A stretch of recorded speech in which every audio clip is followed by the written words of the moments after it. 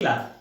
Today we are going to start your new chapter in mathematics, that is chapter 6, lines and angles. Okay, till now we have completed total 6 chapters in mathematics. Hope all of you have completed that in your fair copy and watch this video till the last to understand the concept of your lines and angles, because from today a new part of the mathematics, that is geometry, has been started. Okay, so let's start our new chapter, lines and angles. In class 7th and 8th, you have learned about the different types of angles and how the angles are being noted and depending upon their values. ठीक है, तो सबसे पहले ये याद रखिएगा कि angle को हमेशा डिग्री से डिनोट किया जाता है. कोई भी एंगल रहेगा, चाहे वो एक्स एंगल हो तो उसके ऊपर डिग्री, थीटा एंगल हो तो उसके ऊपर डिग्री, वाई एंगल हो तो उसके ऊपर डिग्री. तो ऐसे करके हम क्या करते हैं, किसी भी एंगल को हम डिनोट करते हैं. ठीक है, अब एंगल फॉर्म कब होता है, जब दो लाइन आपस में कहीं मीट करती है. ठीक है, जैसे कि ये लाइन आई और यहाँ मीट की, ये वाली लाइन आके यहाँ मीट की, तो इन दोनों के बीच में कितना वेरिएशन है उसको हम क्या बोलते हैं, एंगल का फॉर्मेशन. वो तो एक्स से डिनोट करोगे या थीटा से या वाई से, डिपेंडिंग अपॉन योर चॉइस कि आपको कौन सा अल्फाबेट या कौन सा सिंबल आपको अच्छा लग रहा है, आप उससे डिनोट कर सकते हो. ठीक है, तो अब फर्स्ट चैप्टर में हमको बेसिकली कुछ टर्म्स हमको स्टडी करने हैं जो कि बहुत इंपॉर्टेंट है आपके समझने के लिए. तो सबसे पहला जो हमारा टर्म है वो है एंगल्स, कि कितने प्रकार के एंगल्स होते हैं. तो first term is our angles, types of angles. So when two lines are intersecting at some point and it forms an angle theta या x, मान लीजिए x फॉर्म कर रहा है. ठीक है, तो जब आपके x की वैल्यू 0 से बड़ी हो लेकिन 90 से छोटी हो, वंस अगेन जब 0 से बड़ी हो लेकिन 90 से छोटी हो, तो उसको हम बोलते हैं एक्यूट एंगल. उसको हम क्या बोलते हैं, एक्यूट एंगल. एंड जब आपके दो लाइन ऐसे फॉर्म कर रहे हैं एंड इसके बीच में जो एंगल x है, वो x की वैल्यू अगर 90 से बड़ी है एंड 180 से छोटी है.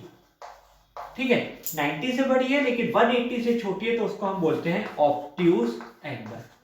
तो बेसिकली ये दो एंगल से हम बहुत ज्यादा फैमिलियर हैं. ठीक है, सप्लीमेंट्री एंड कॉम्प्लीमेंट्री, जैसे हम स्टडी करते थे कि दो का सम यदि 90 डिग्री आया तो वो कॉम्प्लीमेंट्री एंगल, दो का सम यदि 180 डिग्री आया तो सप्लीमेंट्री एंगल. तो इसमें आपको वही जानना है कि यदि एंगल 0 और 90 के बीच में है तो एक्यूट एंगल, एंगल अगर 90 और 180 के बीच में है तो ऑब्ट्यूज एंगल. ठीक है, तो ये first two types of angles थे. नेक्स्ट है हमारे लिए राइट एंगल ट्रायंगल. जब आपका एंगल एग्जैक्ट 90 डिग्री का हो. ठीक है, एग्जैक्ट 90 डिग्री का हो, यानी एक्स आपका 90 डिग्री हो, तो उसको हम क्या बोलते हैं, राइट एंगल, राइट एंगल. ठीक है, एंड जब एक स्ट्रेट लाइन हो, तो एक स्ट्रेट लाइन हमेशा 180 डिग्री का फॉर्मेशन करती है. ठीक है, यानी ये वाला जो एंगल बनता है ये 180 डिग्री बनता है, तो इसको हम क्या बोलते हैं, स्ट्रेट एंगल या स्ट्रेट लाइन. सिंपल लैंग्वेज में क्या बोलते हैं, स्ट्रेट लाइन. तो ये आपको अच्छे से याद रखना है. Next is reflex angle. अब रिफ्लेक्स एंगल क्या होता है तो थोड़ा जानते हैं. एक सर्कल जो होता है वो कंप्लीट 360 डिग्री का होता है. ठीक है, एक सर्कल जो होता है वो कंप्लीट 360 डिग्री का होता है, यानी ये मैक्सिमम एंगल होता है जो हमको स्टडी करना होता है. अभी तक तो हम 90 तक स्टडी किए, 180 तक स्टडी किए, अब 360 तक हमको स्टडी करना रहता है. सो अगर ऐसे कोई एंगल बना रहा है x, तो ये कितना एंगल हो जाएगा, 360 माइनस एक्स, क्योंकि ये पूरा का पूरा 360 है. अगर इतना x बना रहा है तो इतना कितना बनाएगा, 360 माइनस एक्स. तो इसको हम लोग बोलते हैं रिफ्लेक्स एंगल. इसको हम क्या बोलते हैं, रिफ्लेक्स एंगल. तो hope class types of angles आपको क्लियर हो गए होंगे. पहला था ऑब्ट्यूज, दूसरा था एक्यूट एंगल, तीसरा था आपके लिए राइट एंगल, फोर्थ था आपके लिए straight line angle and fifth था आपके लिए रिफ्लेक्स एंगल. तो ये आपको कॉपी में बहुत अच्छे से नोट डाउन करके रखना है. नेक्स्ट पॉइंट जो हमको लाइंस एंड एंगल्स में बहुत अच्छे से पढ़ना है वो है एडजेसेंट एंगल्स. एडजेसेंट एंगल यानी अगर ऐसे दो एंगल्स बन रहे हैं, ठीक है, एक एंगल अगर बन रहा है एंड जस्ट सपोज कि एक लाइन यहां से पास आउट कर रही है जो कि इसको टू पार्ट्स में कट कर रही है, एक एक्स है और एक वाई है. तो यहाँ एक्स और वाई एक दूसरे के डायरेक्ट कांटेक्ट में है, यानी एक के बाद एक आ रहा है. तो ऐसे एंगल्स को हम बोलते हैं एडजेसेंट एंगल। या फिर जस्ट सपोज कि ऐसे एक 90 डिग्री का एंगल बना, ठीक है, एंड यहाँ एक और ऐसे आ गया, तो ये दोनों एंगल कौन से क्या हो गए, एडजेसेंट एंगल। अब इसको नेम कैसे कर सकते हैं, जस्ट सपोज कि ये ए है, ये ओ है, ये बी है, ये सी है, तो इसको कैसे पढ़ेंगे अब, एंगल ए ओ सी। अगर इसकी बात कर रहे हैं तो ये ओ से कांटेक्ट में है, तो ए ओ सी।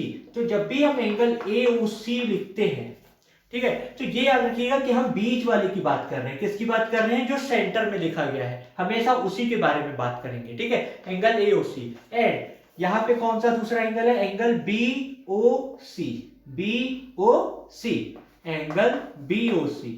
तो ये दोनों एंगल आपस में क्या है, एडजेसेंट एंगल्स है, ठीक है। एंड कभी भी किसी भी अल्फाबेट्स के आगे यदि हाफ ऑफ द ऐसे शेप लगाओ या हाफ ट्रायंगल का सिंबल लगाओ, तो उसका मतलब एंगल की बात कर रहे हैं, ठीक है। सिमिलरली मान लीजिए कि इसमें ऐसे होता ए ओ बी एंड ये सी, तो angle A O and B, क्योंकि हम इसकी पहले बात कर रहे हैं, तो angle A O B and angle B O C, क्योंकि एंगल किसका है, ओ का है, तो एंगल बी ओ सी, ये दोनों आपस में क्या हो गए, एडजेसेंट हो गए। तो ये पॉइंट्स आपको अच्छे से नोट डाउन करना है कि मैं किसकी बात कर रहा हूं। तो जब भी ऐसे लिखा हो, अगर मैं ऐसे लिख दूं एंगल बी सी डी, ठीक है, तो ये सी के लिए मैं बात कर रहा हूं, कौन से एंगल की बात कर रहा हूं, एंगल सी की बात कर रहा हूं, जो कि बी और डी से क्या है, जुड़ा हुआ है। तो ये नोटेशन हमको काफी अच्छे से यूज करना रहेगा। नेक्स्ट पॉइंट है हमारा वर्टिकली अपोजिट एंगल।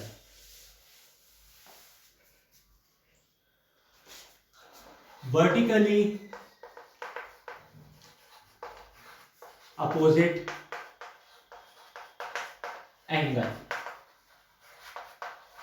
ठीक है। अब ये कैसे होता है, जस्ट सपोज कि दो लाइन एक दूसरे को कट करके पास आउट कर रही है, ठीक है, जैसे ए और ये बी है, ये सी और ये डी है, और ओ पे कहीं कट कर रहे हैं, ठीक है। तो ये जो एंगल, ये जो ऊपर और एक एंगल जो नीचे बनता है, ये दोनों वर्टिकली अपोजिट एंगल होते हैं। ये दोनों क्या होते हैं, वर्टिकली अपोजिट एंगल। अब इसको पढ़ते कैसे, देखते हैं। अब किस पे एंगल है, ओ में है, so angle A O C, angle A O C and angle B O D, ठीक है, angle A O C and angle B O D क्या हो गए, vertically opposite angle, short form में। उसी तरीके से ये वाले जो एंगल है, ये और ये दोनों आपस में क्या हो जाएंगे, वर्टिकली अपोजिट एंगल, यानी angle A O D, A O और डी, ठीक है, and angle B O C are vertically opposite angle. तो आपको क्या अच्छे से आना चाहिए, ये लिखते आना चाहिए, ठीक है। तो ये हमारे क्या हो जाते हैं, वर्टिकली अपोजिट एंगल होते हैं। Next is linear pairs. Linear pairs, तो हमने अभी तक 3 टर्म यूज किए। पहला था हमारा types of angles, adjacent angles है, vertically opposite angle. 4th term हमारा जो है वो है लीनियर पेयर्स। लीनियर पेयर्स का मतलब होता है कि मान लीजिए कि एक स्ट्रेट लाइन पास आउट हो रहा है, ठीक है, एक स्ट्रेट लाइन हमेशा कितने डिग्री का होता है, 180 डिग्री, एंड ऐसे कोई लाइन इसके सेंटर से पास आउट हो रही है। इट मींस ये ए है, ये ओ है, ये बी है, ये सी है, तो ये और ये हमेशा 180 डिग्री बनाएगा, क्योंकि एक स्ट्रेट लाइन है। तो जब भी दो एंगल्स हमारे 180 डिग्री का फॉर्मेशन करें, तो उसको हम क्या बोलते हैं, लीनियर पेयर। कैसे, यहाँ पे angle A O C plus angle C O B,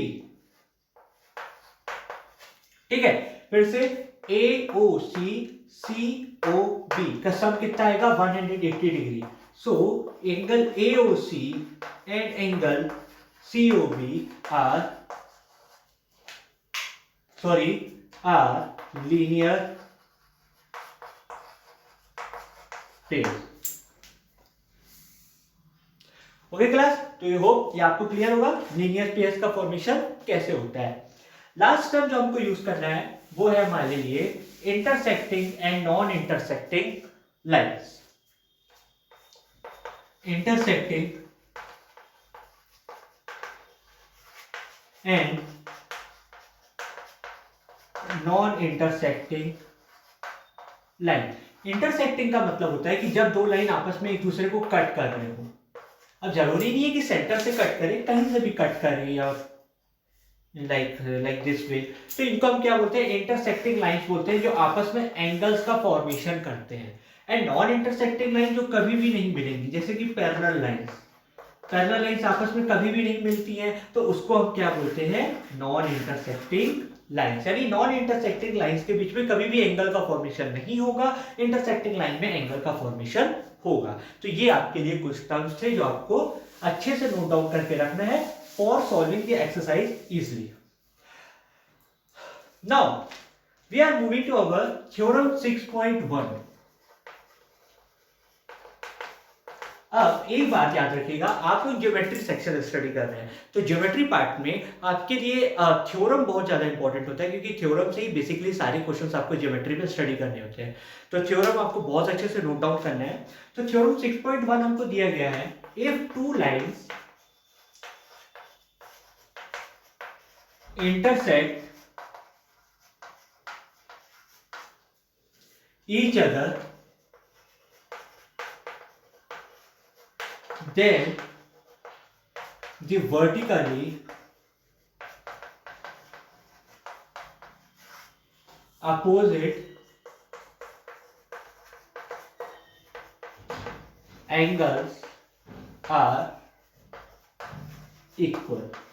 ठीक है, आपको दिया गया है कि अगर दो लाइंस आपस में इंटरसेक्ट कर रही है तो प्रूव करो कि उन मतलब ये थ्योरम ही है कि उनके वर्टिकली अपोजिट एंगल्स जो होते हैं इक्वल होते हैं। कैसे, अगर दो लाइन आपस में इंटरसेक्ट कर रही हैं ए बी सी डी, ठीक है, जहां ओ पे आपस में मिल रही हैं, हम एरो का साइन इसलिए दिखाते हैं क्योंकि ये लाइन कंटिन्यूअसली इंक्रीज होते जाएगा। तो आपको प्रूव क्या करना है, यू हैव टू प्रूव कि एंगल एओसी और एंगल डीओबी आपस में इक्वल है, क्योंकि ये दोनों आपस में अपोजिट वर्टिकली अपोजिट एंगल है, is equal to angle B O D and angle AOD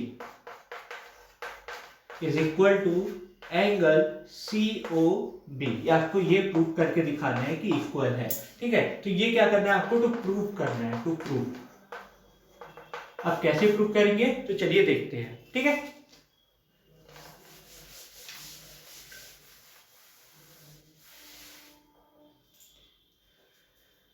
हमको फिगर में ये दिया गया है A B C D.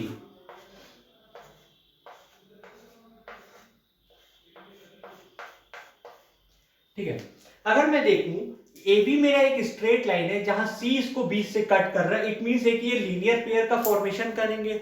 So proof, ठीक है, प्रूफ कैसे करना है, in straight line A B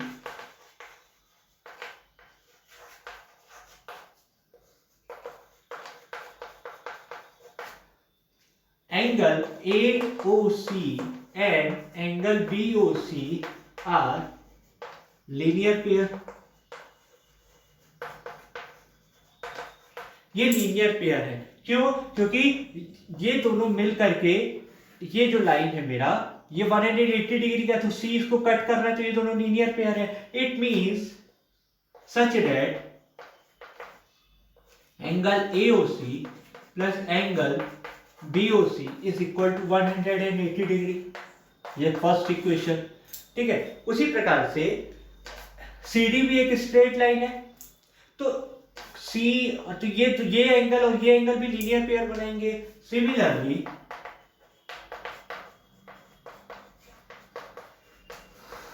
for straight line CD, angle COB plus angle BOD is equal to 180 degree. ठीक है, क्यों, ये वाले एंगल का सम और ये वाले एंगल का सम 180 डिग्री होगा। मैथमेटिक्स का रूल क्या बोलता है, अगर RHS इक्वल है तो LHS भी क्या होना चाहिए, इक्वल होना चाहिए। Therefore from equation 1 and 2 angle AOC plus angle BOC is equal to angle COB plus angle BOD। ठीक है, अब ये दोनों एंगल आपस में इक्वल है, क्योंकि एंगल COB लो चाहे एंगल BOC लो, बात तो एक है, तो ये दोनों कट हो गए। तो एंगल AOC और एंगल BOD क्या हो गया, इक्वल हो गया, यानी एंगल AOC और एंगल BOD, देखिए ये दोनों एंगल आपस में क्या हो गए, इक्वल हो गए, यानी vertically opposite angles are always equal. thus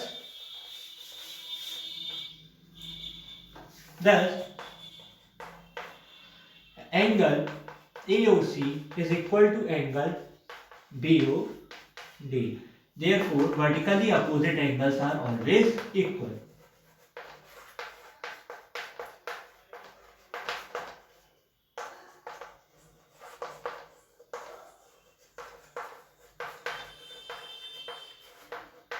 ठीक है, अब उसी तरह हम ये भी प्रूव कर सकते हैं कि ये एंगल और ये एंगल आपस में क्या होंगे, इक्वल होंगे।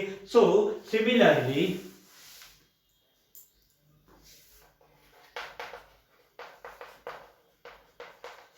एंगल BOD, नहीं सॉरी AOD, ठीक है, AOD is equal to angle COD।